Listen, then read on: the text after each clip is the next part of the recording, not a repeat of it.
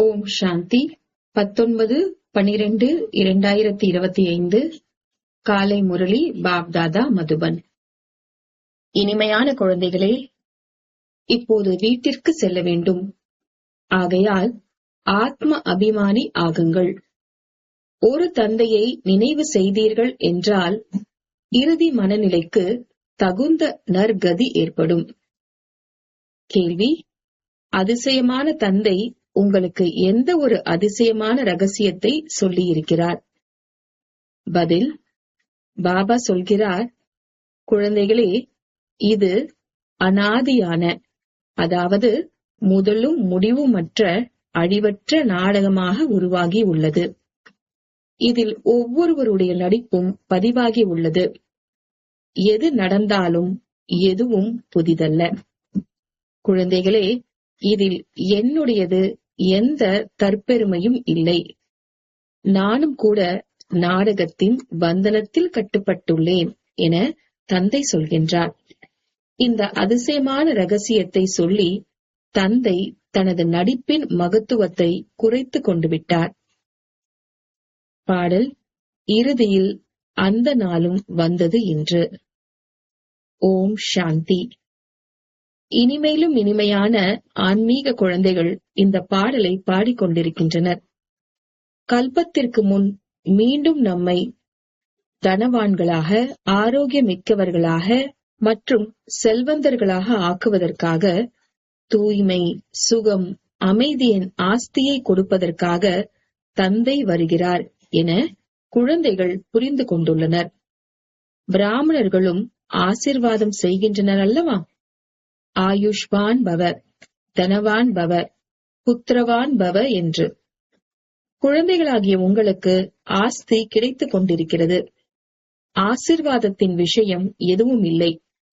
குழந்தைகள் படித்துக் கொண்டிருக்கின்றனர். 5000 வருடங்களுக்கு முன்பும் கூட தந்தை வந்து மனிதனிலிருந்து தேவதையாக, நரனிலிருந்து நாராயணனாக ஆவதற்கான படிப்பை சொல்லிக் கொடுத்துக் கொண்டிருக்கின்றார் என்பதை தெரிந்திருக்கின்றனர். படிக்கக்கூடிய குழந்தைகள் நாம் என்ன கற்றுக் கொண்டிருக்கின்றோம், கற்பிப்பவர் யார் என தெரிந்திருக்கின்றனர். அவர்களிலும் வரிசை கிரமமான முயற்சியின்படி தெரிந்திருக்கின்றனர். தேவதா ராஜ்யம் ஸ்தாபனை ஆகிக் கொண்டிருக்கிறது என்பது குழந்தைகளாகிய எங்களுக்கு தெரியும் என சொல்வார்கள். ஆதி சனாதன தேவி தேவதா தர்மம் ஸ்தாபனை ஆகிக் கொண்டிருக்கிறது. முதலில் சூத்ரர்களாக இருந்தோம், பிறகு பிராமணர்கள் ஆனோம், பிறகு தேவதை ஆக வேண்டும். இப்போது நாம் சூத்ர வர்ணத்தினர்களாக இருக்கின்றோம் என்பது உலகில் யாருக்கும் தெரியாது. இது சத்தியமான விஷயமாகும் என குழந்தைகளாகிய நீங்கள் புரிந்து கொள்கிறீர்கள். தந்தை சத்தியத்தை சொல்லி சத்தியமான கண்டத்தை ஸ்தாபனை செய்து கொண்டிருக்கின்றார். சத்யுகத்தில் பொய், பாவம் முதலான எதுவும் இருக்காது. கலியுகத்தில்தான் அஜாமில் போன்ற பாவாத்மாக்கள் இருக்கின்றனர். இந்த சமயம் முற்றிலும் கொடுமையான நரகமாகவே உள்ளது. நாளுக்கு நாள் கொடுமையான நரகம் காணப்படும். முற்றிலும் தமோபிரதானமான உலகம் ஆகிக் கொண்டிருக்கிறது என்று புரிந்து கொள்ளும்படியாக மனிதர்கள் காரியங்கள் செய்தபடி இருப்பார்கள். அதிலும் காமம் மிகப்பெரிய எதிரி. யாரும் தூய்மையாக, சுத்தமாக இருக்க முடியாது. முன்னர் நாடோடி மனிதர்கள் சொல்லிக் கொண்டிருந்தனர், 12, 13 வயது குமாரிகள் கூட குழந்தைகள் பெறும்படியாக கலியுகம் வரப்போகிறது என. இப்போது அந்த சமயமானது உள்ளது. குமார், குமாரிகள் முதலானவர்கள் அழுக்கான காரியம் செய்தபடி இருக்கின்றனர். முற்றிலும் தமோ பிரதானமாக ஆகிவிடும் போது நான் வருகின்றேன். என்னுடைய நடிப்பும் நாடகத்தில் பதிவாகி உள்ளது என தந்தை சொல்கின்றார். நானும் நாடகத்தின் பந்தனத்தில் கட்டுப்பட்டுள்ளேன். குழந்தைகளாகிய உங்களுக்கு புதிய விஷயம் எதுவும் இல்லை. தந்தை புரிய வைப்பது அப்படிதான். சக்கரத்தை சுற்றிவிட்டீர்கள், நாடகம் முடிவடைகிறது. இப்போது தந்தையை நினைவு செய்தீர்கள் என்றால் சத்தோ பிரதானமாகி சத்தோ பிரதானமான உலகத்திற்கு எஜமானன் ஆகிவிடுவீர்கள். எவ்வளவு சாதாரணமான முறையில் புரிய வைக்கின்றார். தந்தை தன்னுடைய நடிப்புக்கு அவ்வளவு மகத்துவம் கொடுப்பதில்லை. இது என்னுடைய நடிப்பின் பாகம், புதிய விஷயம் எதுவும் இல்லை. ஒவ்வொரு 5000 வருடங்களுக்கு பிறகும் நான் வரவேண்டி இருக்கிறது. நாடகத்தில் நான் கட்டுப்பட்டு இருக்கின்றேன். வந்து குழந்தைகளாகிய உங்களுக்கு மிகவும் எளிதான நினைவின் யாத்திரையை சொல்லித் தருகின்றேன். இறுதி நிலைக்கேற்ற கதி, அது இந்த சமயத்தை பற்றிதான் சொல்லப்பட்டிருக்கிறது. இது இறுதி காலம் அல்லவா? தந்தை யுக்தி சொல்கின்றார். என்னை மட்டும் நினைவு செய்தீர்கள் என்றால் சத்தோ பிரதானம் ஆகிவிடுவீர்கள். குழந்தைகளும் நாம் புதிய உலகின் எஜமானன் ஆகப் போகின்றோம் என புரிந்து கொள்கின்றனர். தந்தை அடிக்கடி சொல்கின்றார், எதுவும் புதிதல்ல. ஜின் பூதம் பற்றிய ஒரு கதை சொல்கின்றனர் அல்லவா? எனக்கு வேலை கொடு என்றது. ஏணியில் ஏறி இறங்கிக் கொண்டே இரு என்று சொன்னாராம். இந்த விளையாட்டும் கூட ஏறி இறங்கக்கூடியதே என தந்தை சொல்கின்றார்.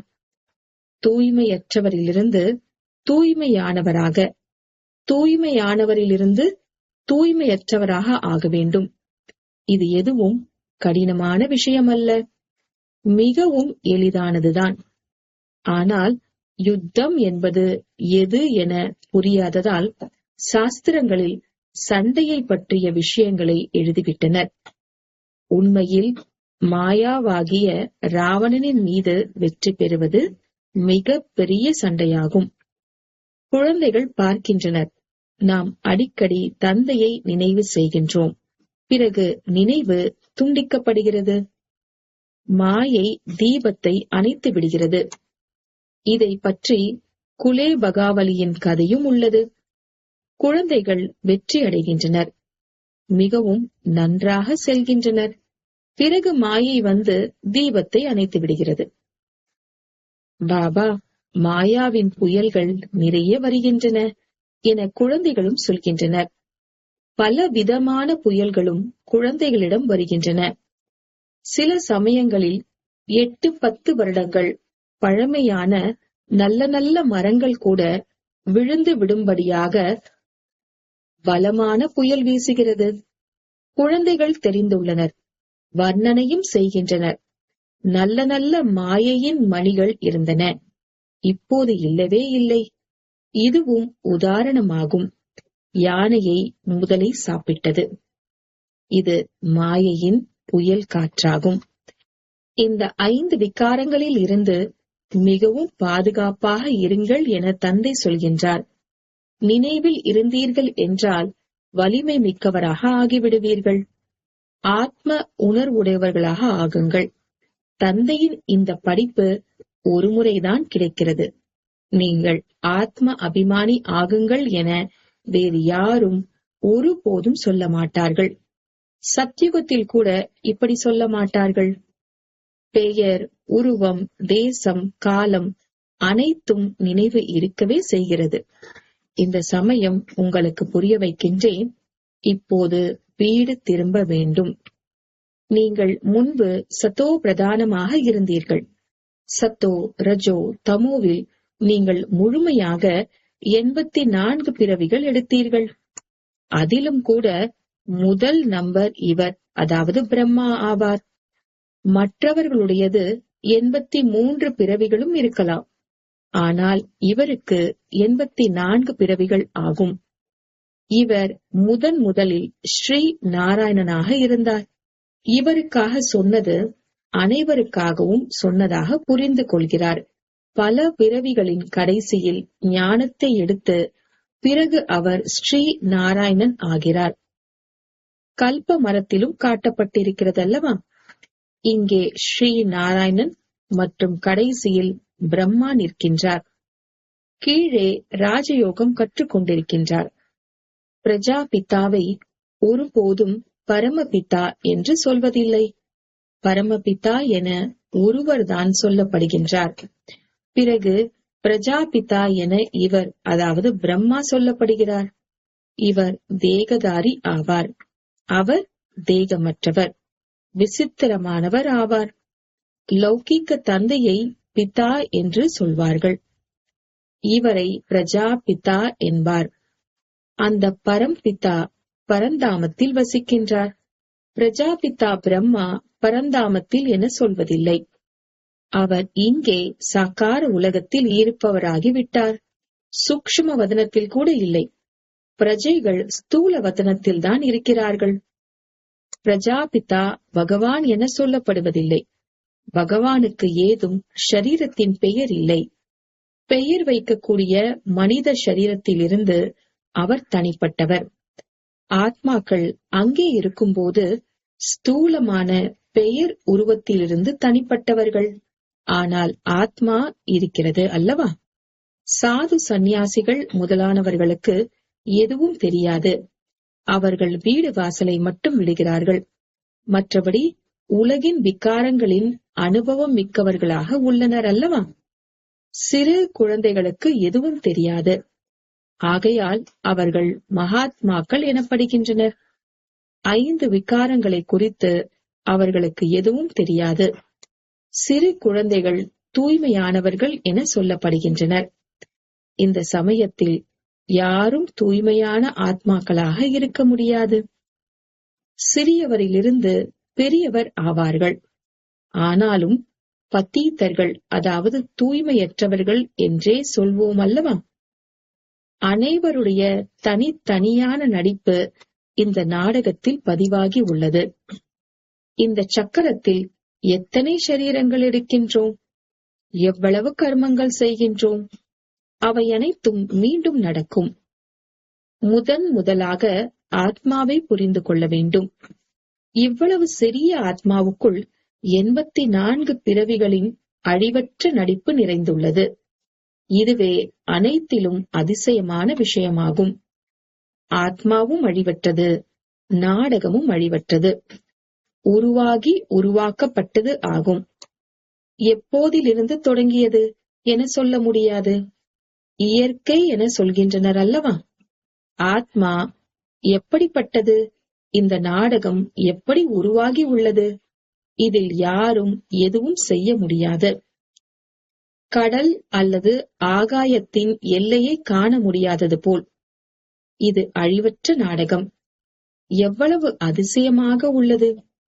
எப்படி பாபா அதிசயமானவர், அதுபோல் ஞானமும் கூட மிகவும் அதிசயமானது. ஒருபோதும் யாரும் சொல்ல முடியாது. இவ்வளவு நடிகர்கள் அனைவரும் தத்தமது நடிப்பை நடித்தபடிதான் வருகின்றனர். நாடகம் எப்போது உருவாகியது என்பது குறித்து யாரும் கேள்வியே எழுப்ப முடியாது. பகவானுக்கு ஏன் இப்படி தோன்றியது? அவர் துக்கமும் சுகமும் நிறைந்த உலகத்தை ஏன் அமர்ந்து உருவாக்கினார் என பலரும் கேட்கின்றனர். அட, இது அனாதியானது. பிரளயம் முதலானவை ஏற்படுவதில்லை. உருவாகி உருவாக்கப்பட்டது. இது ஏன் உருவாக்கப்பட்டது என கேட்க முடியாது. புத்திசாலியாக ஆகும்போது ஆத்மாவின் ஞானத்தையும் கூட தந்தை உங்களுக்கு சொல்கின்றார். ஆக நீங்கள் நாளுக்கு நாள் முன்னேற்றத்தை அடைந்தபடி இருக்கிறீர்கள். முதலில் பாபா மிகவும் கொஞ்சம் கொஞ்சமாக சொல்லிக் கொண்டிருந்தார். அதிசயமான விஷயங்களாக இருந்தன என்றாலும் ஈர்ப்பு இருந்தது அல்லவா? அவர் கவர்ந்தெழுத்தார். பட்டியின் ஈர்ப்பும் இருந்தது. கிருஷ்ணரை கம்சபுரியிலிருந்து அழைத்து செல்கின்றனர் என சாஸ்திரங்களில் காட்டியிருந்தனர். அங்கே கம்சன் முதலானவர்கள் இருக்கவே மாட்டார்கள் என நீங்கள் இப்போது தெரிந்திருக்கிறீர்கள். கீதா, பாகவதம், மகாபாரதம் இவை அனைத்திற்கும் தொடர்பு வைத்திருக்கின்றனர். அப்படி எதுவும் கிடையாது. இந்த தசரா முதலானவை பரம்பரையாக நடந்து வருகிறது என புரிந்து கொள்கின்றனர். ராவணன் என்பது என்ன என்பது கூட யாருக்கும் தெரியாது. தேவி தேவதைகளாக இருந்தவர்கள் கீழே இறங்கி இறங்கி தூய்மையற்றவர்களாக ஆகிவிட்டனர். யார் அதிகமாக தூய்மை இழந்துவிட்டனரோ அவர்கள் தலையில் அடித்துக் கொள்கின்றனர், வருந்துகின்றனர். ஆகையால் பதீத பாவனா என கூக்குரலிடவும் செய்கின்றனர். இந்த விஷயங்கள் அனைத்தையும் தந்தைதான் வந்து புரிய வைக்கின்றார். சிருஷ்டி சக்கரத்தின் முதல் இடை கடையை வேறு யாரும் அறிவதில்லை. நீங்கள் அறிந்து கொள்வதன் மூலம் சக்கரவர்த்தி ராஜா ஆகிவிடுகிறீர்கள். திரிமூர்த்தி படத்தில் எழுதப்பட்டுள்ளது. இது உங்களுடைய ஈஸ்வரிய பிறப்புரிமை. பிரம்மாவின் மூலம் படைத்தல், சங்கர் மூலமாக அழித்தல், விஷ்ணுவின் மூலம் காத்தல். விநாசமும் கூட கண்டிப்பாக ஆக வேண்டும். புதிய உலகத்தில் மிக சிலரே இருப்பார்கள். இப்போது பல தர்மங்கள் இருக்கின்றன. ஒரு ஆதி சனாதன தேவி தேவதா தர்மம் மட்டும் இல்லை என புரிந்து கொள்கின்றனர். பிறகு கண்டிப்பாக அந்த ஒரு தர்மம் தேவை. மகாபாரதம் கூட கீதையுடன் தொடர்பு கொள்கிறது. இந்த சக்கரம் சுற்றியபடி இருக்கிறது. ஒரு வினாடி கூட நின்று போக முடியாது. புதிய விஷயம் எதுவும் இல்லை. பல முறை ராஜ்யத்தை அடைந்தீர்கள். யாருடைய வயிறு நிரம்பி இருக்கிறதோ அவர்கள் கம்பீரமாக இருக்கின்றனர். நான் எத்தனை முறை ராஜ்யத்தை எடுத்திருந்தோம், இது நேற்றைய விஷயம் என உள்ளுக்குள் புரிந்து கொள்கிறீர்கள். நேற்றுதான் தேவி தேவதையாக இருந்தோம். பிறகு சக்கரத்தை சுற்றி வந்து இன்று நாம் தூய்மையற்றவர்களாக ஆகியுள்ளோம். மீண்டும் நாம் யோக பலத்தின் மூலம் உலகத்தின் ராஜ்யத்தை அடைகிறோம். ஒவ்வொரு கல்பத்திலும் நீங்கள் தான் ராஜ்யத்தை அடைகிறீர்கள். கொஞ்சமும் வித்தியாசம் ஏற்படாது. ராஜ்யத்தில் சிலர் குறைந்தவர்களாகவும், அதாவது குறைந்த பதவியிலும், சிலர் உயர்ந்தவர்களாகவும் ஆவார்கள். இது முயற்சியின் மூலம்தான் நடக்கிறது. முன்னர் நாம் குரங்குகளை விடவும் மோசமானவர்களாக இருந்தோம் என நீங்கள் அறிவீர்கள். இப்போது தந்தை கோவிலுக்கு தகுதியானவர்களாக ஆக்கிக் கொண்டிருக்கிறார். நல்ல நல்ல குழந்தைகளின் ஆத்மா நாம் எதற்கு உதவாதவர்களாக இருந்தோம் என உணர்கின்றனர். இப்போது நாம் மதிப்பு மிக்கவர்களாக ஆகிக் கொண்டிருக்கின்றோம். ஒவ்வொரு கல்பமும் மதிப்பற்றவரிலிருந்து மதிப்பு மிக்கவராக தந்தை நம்மை ஆக்குகிறார். கல்பத்திற்கு முந்தையவர்கள்தான் இந்த விஷயங்களை நல்ல விதமாக புரிந்து கொள்வார்கள். நீங்களும் கண்காட்சி முதலானவைகளை ஏற்பாடு செய்கிறீர்கள். எதுவும் புதிதல்ல. இவர் மூலமாகத்தான் நீங்கள் அமரபுரியை ஸ்தாபனை செய்து கொண்டிருக்கிறீர்கள். பக்தி மார்க்கத்தில் தேவிகள் முதலியவர்களின் கோவில்கள் எவ்வளவு இருக்கின்றன. இவை அனைத்தும் பூஜை செய்வதற்குரிய பொருட்களாகும். பூஜிக்கத்தக்க தன்மையின் பொருட்கள் என எதுவும் இல்லை. நாளுக்கு நாள் உங்களுக்கு ஆழமான விஷயங்களை புரிய வைத்தபடி இருக்கின்றேன் என தந்தை சொல்கின்றார். முந்தைய பல விஷயங்களை உங்களிடம் வைத்திருக்கிறீர்கள். அவற்றை இப்போது என்ன செய்ய போகிறீர்கள்? அப்படியே உபயோகமின்றி கிடைக்கின்றன. தற்சமயத்தில் பாப்தாதா புது புது விஷயங்களை புரிய வைத்தபடி இருக்கின்றார். ஆத்மா இவ்வளவு சின்னஞ்சிறு புள்ளியாக உள்ளது. அதில் நடிப்பு முழுவதும் அடங்கியுள்ளது. இந்த விஷயங்கள் முன்னர் எழுதி வைத்த தாள்களிலும் இருக்கலாம். பிறகு பழைய பாயிண்டுகளை, அதாவது கருத்துக்களை என்ன செய்வீர்கள்? இறுதி தேர்வின் முடிவுகள்தான் உதவுகின்றன. கல்பத்திற்கு முன்பும் கூட உங்களுக்கு இப்படிதான் சொல்லியிருந்தேன் என தந்தை சொல்கின்றார். வரிசை கிரமமாக படித்தபடி இருக்கின்றனர். ஏதாவது பாடத்தில் மேலே கீழே ஆகியபடி உள்ளனர். வியாபாரத்தில் கூட கிரகச்சாரம், அதாவது கெட்ட நேரம் ஆகிவிடுகிறது.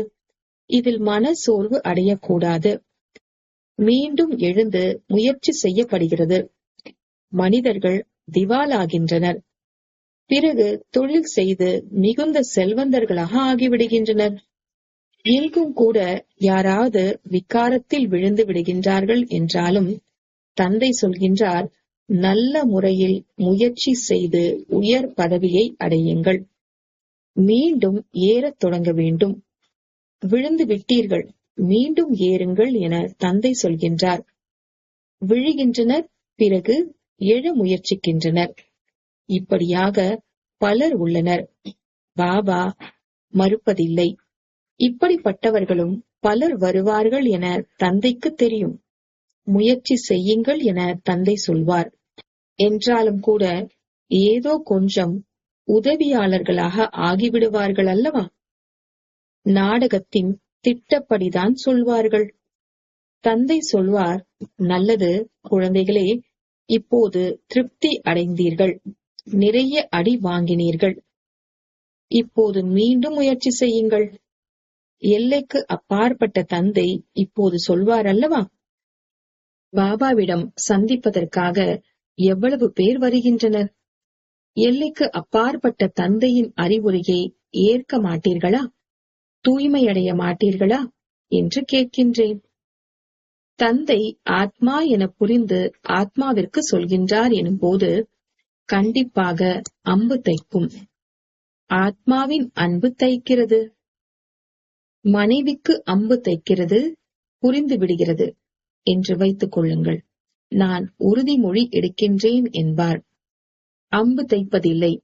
பிறகு மேலும் போக போக அவரையும் முன்னேற்றுவதற்காக முயற்சி செய்வார். பிறகு மனைவியால் ஞானத்தில் கொண்டு வரப்பட்டவர்களும் பலர் வருகின்றனர். அப்போது மனைவி என்னுடைய குரு என்று சொல்கின்றனர். அந்த பிராமணர்கள் தாலி கட்டும் போது இவர் உன்னுடைய குரு, ஈஸ்வரன் என சொல்கின்றனர். இங்கே உங்கள் ஒரு தந்தையே அனைத்துமானவர் என தந்தை சொல்கின்றார். ஒருவரே என்னுடையவர், வேறு யாரும் இல்லை. அனைவரும் அவரைதான் நினைவு செய்கின்றனர். அந்த ஒருவருடன் மட்டுமே புத்தியின் தொடர்பை வைக்க வேண்டும். இந்த தேகமும் கூட என்னுடையது அல்ல. நல்லது. இனிமையிலும் இனிமையான, காணாமல் போய் கண்டெடுக்கப்பட்ட செல்லமான குழந்தைகளுக்கு தாயும் தந்தையும் ஆகிய பாப்தாதாவின் அன்பு நினைவுகள் மற்றும் நமஸ்தே. ஆன்மீக குழந்தைகளுக்கு ஆன்மீக தந்தையின் நமஸ்தே. ஆன்மீக தந்தைக்கு ஆன்மீக குழந்தைகளின் நமஸ்தே. தாரணைக்கான முக்கியமான சாரம். முதலாவது, ஏதாவது கிரகச்சாரம் அதாவது கெட்ட நேரம் ஏற்பட்டது என்றாலும் மன சோர்வடைந்து அமர்ந்துவிடக் கூடாது. மீண்டும் முயற்சி செய்து தந்தையின் நினைவில் இருந்து உயர் பதவி அடைய வேண்டும். இரண்டாவது, சுயத்தின் நிலையின் நினைவின் மூலம் மாயையின் எந்த புயலும் சண்டை போட முடியாத அளவுக்கு வலிமை நிறைந்ததாக ஆக்க வேண்டும். விகாரத்திலிருந்து தம்மை பாதுகாத்தபடி இருக்க வேண்டும். வரதானம், சர்வ சக்திகள் என்ற லைட் மூலம் ஆத்மாக்களுக்கு பாதை காண்பிக்கக்கூடிய சைத்தன்ய கலங்கரை விளக்கு ஆகுக. சர்வ சக்திகள் என்ற லைட் மூலம் ஆத்மாக்களுக்கு பாதை காண்பிக்கக்கூடிய சைத்தன்ய கலங்கரை விளக்கம் ஆகுக. விளக்கம்: நான் ஆத்மா உலக நன்மைக்கான சேவை செய்வதற்கு பரந்தாமத்திலிருந்து அவதாரம் எடுத்திருக்கின்றேன் என்ற நினைவில் எந்த சங்கல்பம் செய்தாலும் வார்த்தை பேசினாலும் அதில் உலக நன்மை கலந்திருக்கும். மேலும் இந்த நினைவே கலங்கரை விளக்கு போன்று காரியம் செய்யும். அந்த கலங்கரை விளக்கில் ஒரு வண்ணமயமான லைட் வெளிப்படுவது போன்று சைத்தன்ய கலங்கரை விளக்காகிய உங்கள் மூலம் சர்வ சக்திகளின் லைட் ஆத்மாக்களுக்கு ஒவ்வொரு அடியிலும் பாதை காட்டும் காரியம் செய்து கொண்டே இருக்கும். ஸ்லோகன்: அன்பு மற்றும் சகயோகத்தின் கூடவே சக்தி ரூபம் ஆகின்ற போது ராஜ்யத்தில் நம்பர் உயர்ந்ததாக கிடைத்துவிடும். அன்பு மற்றும் சகயோகத்தின் கூடவே சக்தி ரூபம் ஆகின்ற போது ராஜ்யத்தில் நம்பர் உயர்ந்ததாக கிடைத்துவிடும். அவ்யக்த சமிக்கை: இப்பொழுது சம்பன்னம் மற்றும் கர்மாதீத் ஆவதற்கான தீவிர ஆர்வத்தில் செயல்படுங்கள். காரியத்தில் வருவது சுபாவமாக ஆகிவிட்டது. அதே போன்று கர்மாதீத் நிலை அடைவது சுலபமாக ஆகிவிட வேண்டும். காரியங்களும் செய்யுங்கள் மற்றும் நினைவிலும் இருங்கள். யார் சதா கர்மயோகி நிலையில் இருக்கின்றார்களோ அவர்கள் எளிதாகவே கர்மாதீத் நிலை அடைந்துவிட முடியும். எப்பொழுது தேவையோ காரியத்தில் வர வேண்டும், மேலும் எப்பொழுது தேவையோ விடுபட்டு விட வேண்டும். இந்த பயிற்சியை காரியத்தின் இடையில் இருந்தாலும் செய்து கொண்டே இருங்கள். ஓம் சாந்தி.